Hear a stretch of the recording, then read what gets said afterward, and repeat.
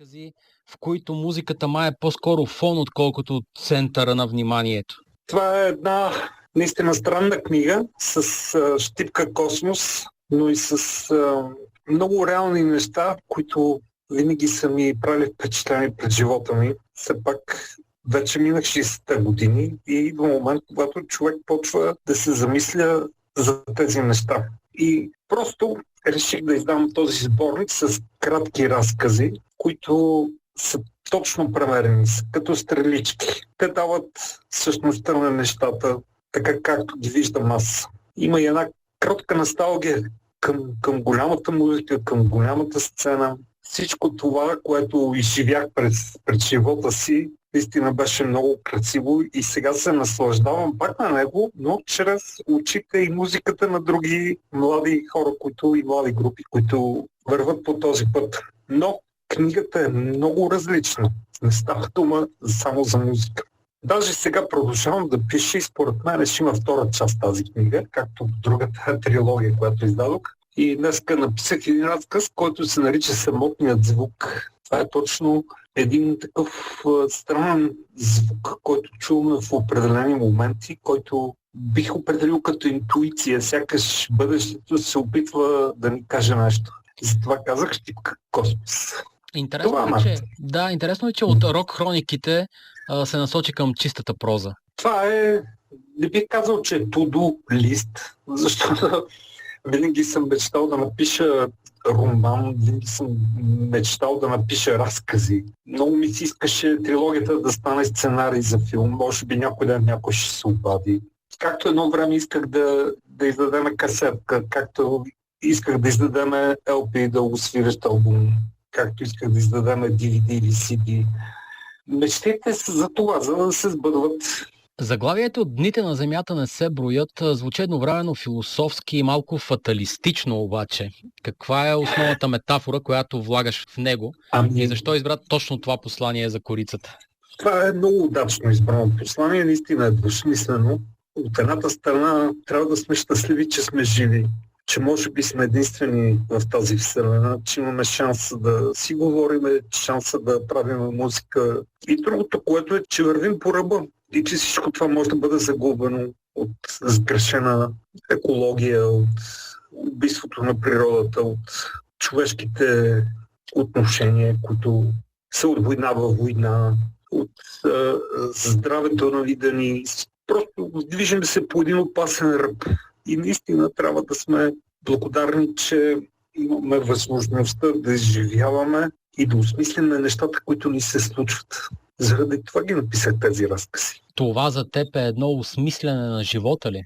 Аз напоследък много мисля върху нещата, които са свързани с изкуството и с музиката. Чувам стотици рок групи, които звучат по един и същи начин. Няма индивидуалност, няма уникалност на нещата. Чувствам как просто дава музиката като пример. Нещата се замислят. Да, перфектен саунд, перфектни китаристи, убийствен английски, вокали, студия вече много, просто стотици хиляди групи, които звучат по един и същи начин. Някак си се губи същността на нещата. Това е, което мен ме тревожи с тези разкази. Аз точно там искам да обърнем внимание, че просто е време да върнем смисъла на нещата, смисъла на музиката, смисъла на рисунката, смисъла на текста. Разбираш ли какво искам да кажа? Като каза рисунка, трябва да има автентичност, трябва да има уникалност, трябва да има информация, нова информация, която да поднесеш на слушателя, на фена, на приятелите си, на семейството си. Човек трябва да осмисли същността на нещата. Защото много лесно е да сидиш джага и да сипваш картофи с барбаните, но там няма музика. Просто изчезва музиката. Да, звучиш перфектно, да, записвам си в убийствено студио. Пак казвам там за пример музиката, защото музиката е огромна част от живота. И даже само скоро видях някъде по медиите едно момче с плакат "Да върнем смисълът на музиката". Добре, а защо дните на Земята не се броят? Просто защото това е едно съществуване, което ние хората, следвайки интелигентността си, сме размерили. То е размерено за удобство. Всъщност, тук няма размери. Тук трябва да гребеш и да се наслаждаваш на живота. Да дадеш най-доброто от себе си и да вземеш най-доброто от другите. В този смисъл не се борят. Трябва да сме щастливи, че сме живи. Това означава ли, че разказите са един вид носталгия по лудите години на прехода и младостта, или са по-скоро някакси зряла философска равносметка за нещата, които ни се случват тук и сега? Има препратки във всички посоки на времето, но най-вече има щипка космос. Има щипка космос, който показва, че ние сме някъде в този космос и наистина правим чудеса. Нашия вид прави чудеса. Включително има няколко разказа, които са свързани с музика, разбира се, но идеята ми е, че ние просто не сме на Земята. Земята не е в космоса. Космоса не е Вселената. Ние сме просто в някакъв етериум, който трябва да изпълним с откритие, с себе си, с същността си. И затова в разказите аз търся същността на всяка тема, на всеки разказ има тема, но и аз търся същността на това нещо. И така, нали? Всичко почна на етап. Аз така, на близки приятели бях изпратил текстове, но те избухнаха, казаха, че е невероятно звучи и че наистина е нещо ново и нещо стъписващо. И затова реших да се събера. Естествено, помогнаха ми някои близки приятели, за да мога да издам тази книга, но всичко вече е много скъпо. Аз успях да издам един лимитиран, много малък тираж, успях да плата. За каквото и да става дума, и за дни на земя, и за дни на космос става дума за пари. Да, разбирам. Така е. И просто за пореден път сам финансирам всичко и сам го продуцирам, просто с идеята да остане следа, да остане нещо, което да замисли теб, да замисли другите, да замисли младите, които тепърва изплуват под светлината на прожекторите.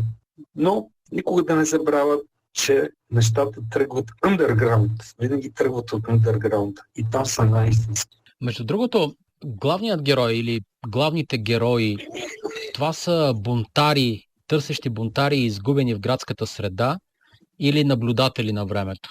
И бих казал и двете. Общо взето, да наблюдаваш времето, би трябвало да си го укротил, да ти е ясно. На кой му е ясно времето? Някакси човек няма как да се извиси над времето и да наблюдава всичко над него. Ние сме в това време и моят герой си е наблюдател. Във всеки един разказ той вади някакъв извод, който наистина е в резултат на много опит, на много години. И сега бих могъл да го напиша. Не съм го написал, като съм бил млад. Макар че сме написали много текстове като творци.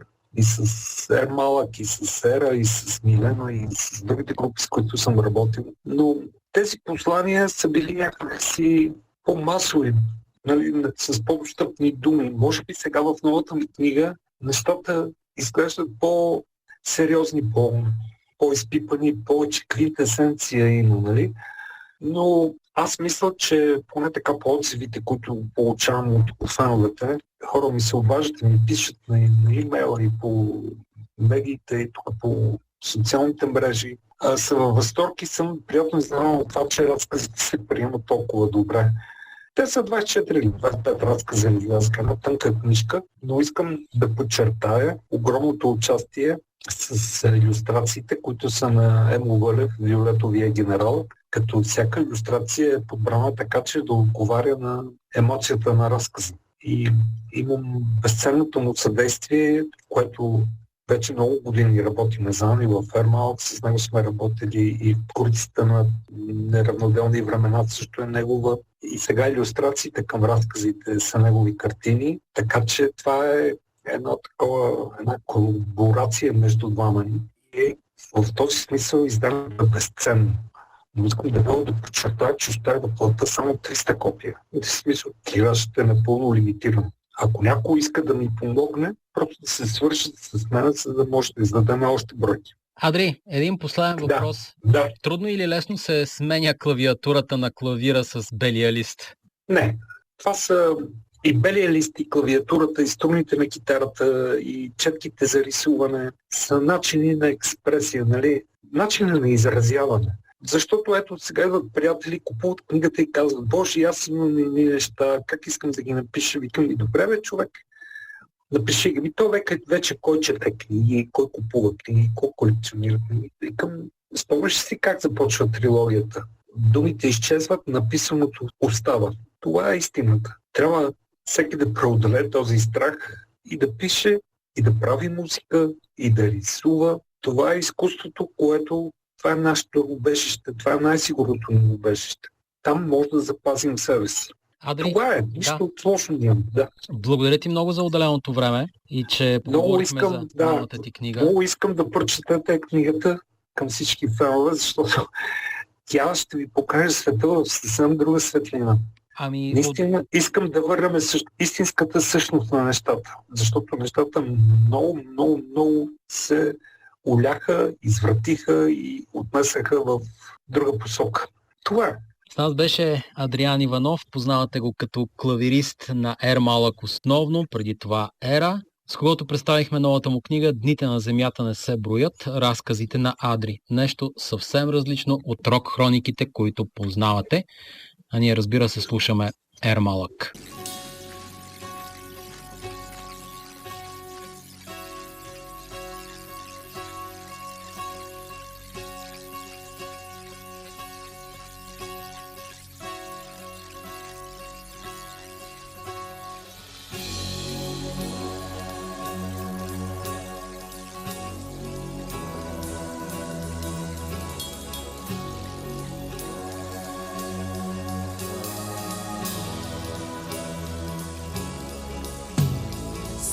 Полумрака с празна глава, някаква мисъл изплува едва. Много отдавна съм тръгнал на път,